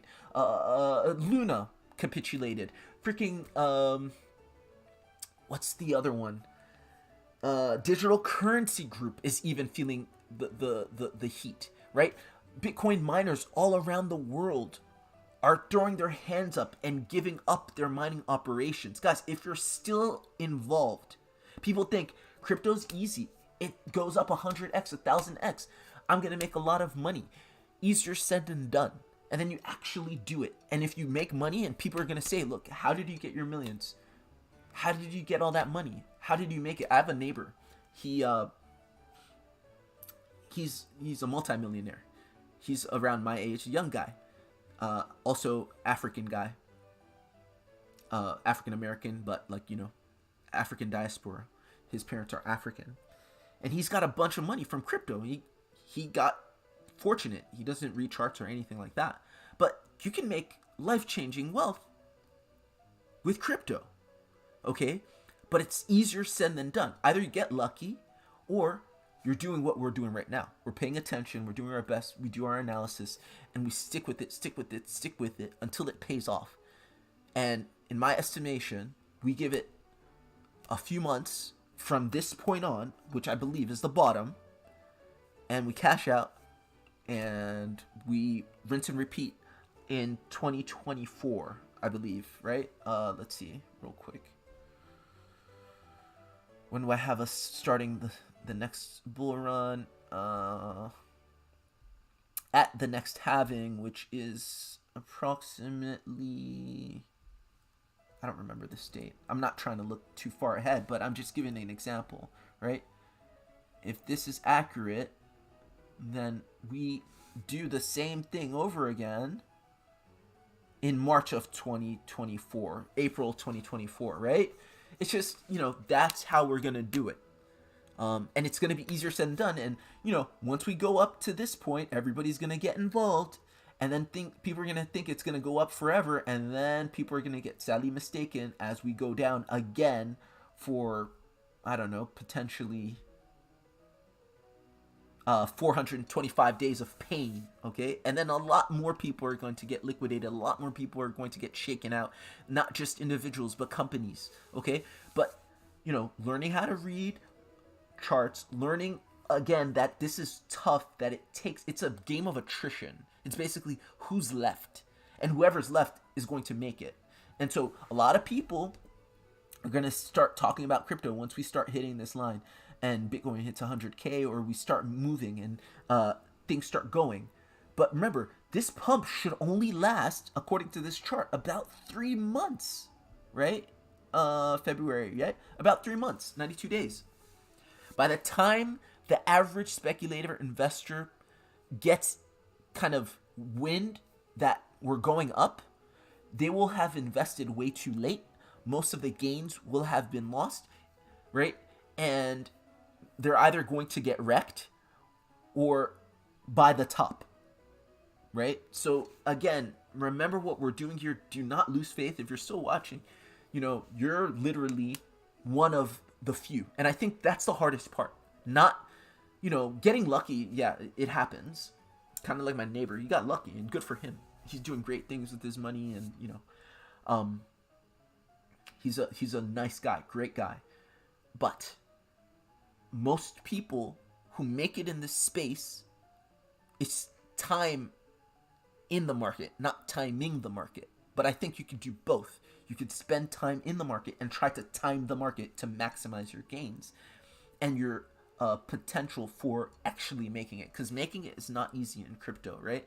It's not just, having to deal with the vagaries or the vicissitudes of, the market going up and down with the bearish cycles and all that stuff. We also have to deal with scams left and right, right? FTX, Luna, all kinds of other stuff. So, guys, I don't talk about risk management as much, right? Because I'm really focused on charting and Elliott wave and all that stuff. But obviously, if you're not trading on leverage or on margin, right, and you don't need to hold your assets on exchange, put them on a ledger, right? Put them on a ledger. Be very careful. Don't use MetaMask left and right for some random airdrop and try to get expose yourself to get hacked. Put it on cold storage and just hold it right there, right? It's not hard. There's tons of guides online. I think it's really, really important to say that. I have a ledger, but I'm not using it this season because most of my trades are being done on leverage and on margin. Low leverage, some higher leverage, and I've split it between two exchanges that I trust, KuCoin and Femex. And they've both shown Merkle trees, proof of assets, all that stuff. So yeah, this is my best advice, guys. Be very safe. It's treacherous. There's a bunch of sharks. There's a bunch of greedy, nasty people in crypto. But as a result, like, the upside is really high, and it's a high risk, high reward type industry that we're in. So please take care, and yeah, have a nice Thanksgiving. I'll see you guys tomorrow for the live stream. Peace.